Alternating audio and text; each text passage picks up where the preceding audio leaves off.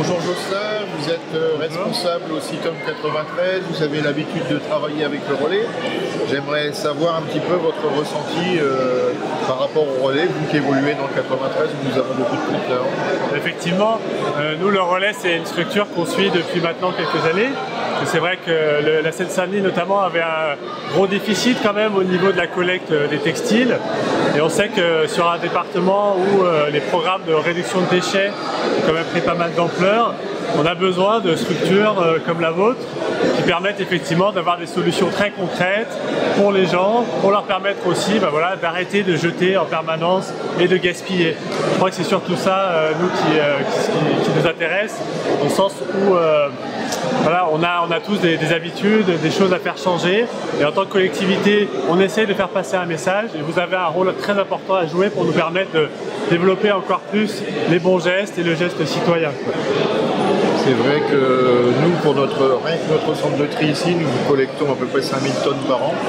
C'est une économie de 500 000 € pour la collectivité. J'espère qu'on va pouvoir continuer avec des gens comme vous qui passez votre temps à sensibiliser les communes aux problèmes. Parce que nous, on a besoin des élus et des syndicats de traitement des déchets pour travailler et pour créer des emplois. Et tout entendu qu'à chaque fois qu'on collecte 40 tonnes, on embauche une personne. Ça, c'est vrai que c'est un discours qui passe bien au niveau des élus. Parce que nous, on a 38 des 40 communes de Seine-Saint-Denis qui sont adhérents au syndicat intercommunal. Et donc, quand on leur parle effectivement du relais, en tant que solution, mais aussi en tant qu'entreprise, j'allais dire solidaire, parce que c'est aussi ça, sur un département comme la Seine-Saint-Denis, on a besoin de développer des solidarités. Et donc, quand on a des solutions adaptées, et que derrière on parle emploi, forcément il y a comme ça un effet de petit plus qui va réussir à séduire.